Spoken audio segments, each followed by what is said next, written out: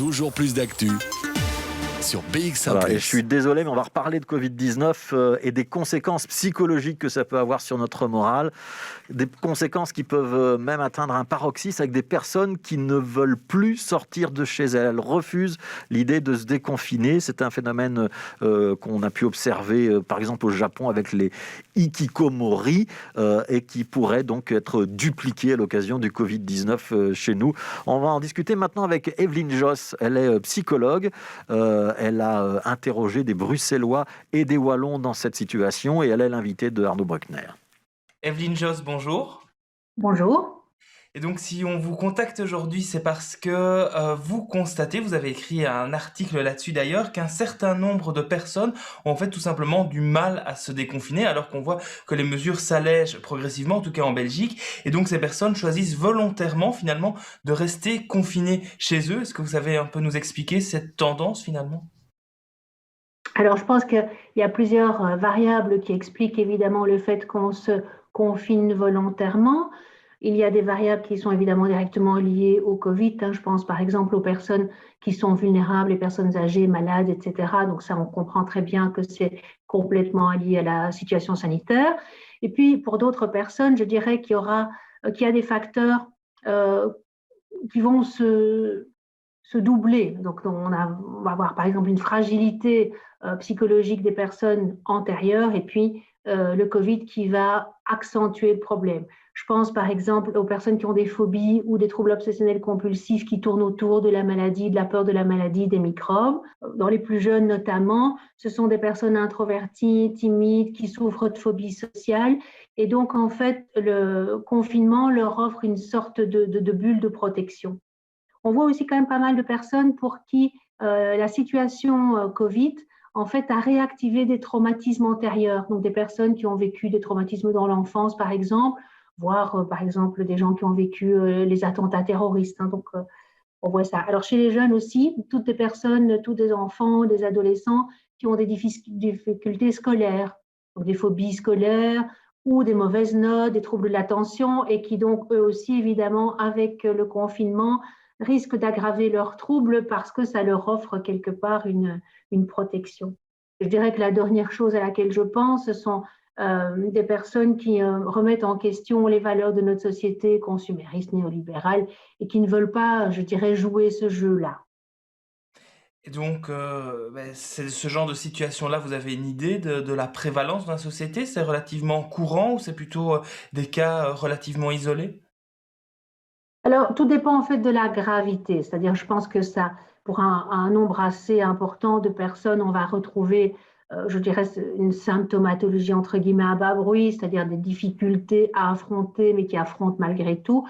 Alors, pour les personnes vraiment qui sont tout à fait recluses, qui restent vraiment chez elles complètement isolées, ça, je pense que c'est un phénomène qui est quand même assez rare. Et alors concrètement, si quelqu'un qui nous écoute est dans cette situation, on connaît quelqu'un qui est dans cette situation, comment s'en sortir? En allant voir un psy comme vous, ou est-ce qu'on peut travailler sur soi-même depuis chez soi, par exemple? Alors, de toute façon, je pense que ce soit pour les personnes ou pour l'entourage, c'est éviter que ça ne s'ancre, parce qu'en fait, notre cerveau est ainsi fait que plus on évite une situation qui nous fait peur, et en fait, plus on renforce la puissance de cette peur. En fait, notre cerveau, quand on évite une situation qui nous fait peur, il ressent une sorte de soulagement. Et donc, du coup, c'est comme une récompense. Ça veut dire qu'il aura tendance à aggraver le problème. Donc, je dirais qu'il faut agir le plus précocement possible. Alors, quand le problème n'est pas, je dirais, trop grave, on peut consulter des psys en ligne. Il y a aussi des tas de plateformes qui peuvent servir aussi d'écoute, de services d'écoute. Et puis, on a quand même beaucoup de propositions au niveau de la gestion du stress qu'on peut trouver sur Internet, que ce soit du yoga, de la méditation en pleine conscience, de l'auto-hypnose, de la cohérence cardiaque. Ce sont toutes des techniques que les personnes peuvent utiliser pour affronter. Mais je pense que quand le problème est trop important, il me semble, voilà, je ne vois pas d'autre issue, effectivement, que de se faire aider par un thérapeute. Et alors, dans votre article, vous liez ce phénomène-là avec un autre phénomène surtout présent en Asie, qui est le phénomène hikikomori, si je le dis bien, qui est un syndrome d'isolement pathologique de plus de 6 mois, assez courant au Japon, où donc ces personnes restent isolées chez elles, mais on n'est pas tout à fait dans la même chose. Est-ce que vous savez un peu nous expliquer? Alors c'est vrai que les hikikomori donc, vivent généralement complètement seuls ou avec une personne de leur entourage, leur famille. Ce sont souvent des hommes parce qu'en fait, il y a une pression énorme sur les épaules des hommes, en particulier, je dirais, des hommes en Asie, notamment au Japon. Et donc, cette pression est souvent trop importante pour les personnes les plus fragiles et donc ils craquent et finalement, ils s'isolent. Alors, chez nous, actuellement, les personnes qui s'isolent sont autant des hommes que des femmes. Hein, on a autant de femmes qui s'isolent. Et puis, chez les hikikomori, on n'a plus de contacts vraiment sociaux. C'est-à-dire que les réseaux sociaux, les gens ne les utilisent pas. De plus en plus, il y a des réseaux pour hikikomori, mais sinon, ils ne se sentent pas compris et ils se sentent dans un monde étranger par rapport aux réseaux sociaux habituels, alors qu'ici, on a quand même un certain nombre de personnes qui maintiennent des contacts via les réseaux sociaux. Les hikikomori, sauf vraiment nécessité, ne sortent pas de chez eux, alors qu'on trouve chez nous des gens qui sortent, mais le moins possible, avec les précautions nécessaires. Donc, je pense qu'on ne peut pas tout à fait comparer la situation socio-économique, et notamment de la pression et de la concurrence. Bien sûr, elle existe chez nous, mais peut-être pas depuis la maternelle, comme c'est le cas au Japon. Donc, je pense que ce sont des phénomènes qui, évidemment, ont des points communs.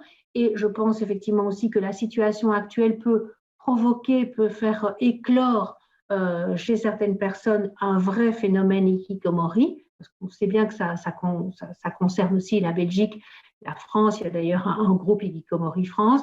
Donc ça existe aussi dans nos pays, même si effectivement ce n'est pas très fréquent. Et donc je dirais que ça va déclencher quelque chose qui était déjà sans doute présent. Merci Evelyne Josse. Je rappelle donc que vous êtes psychologue, notamment spécialisée dans l'hypnose et le MDR. Vous êtes aussi chargée de cours à l'Université de Lorraine. Merci à vous. Merci.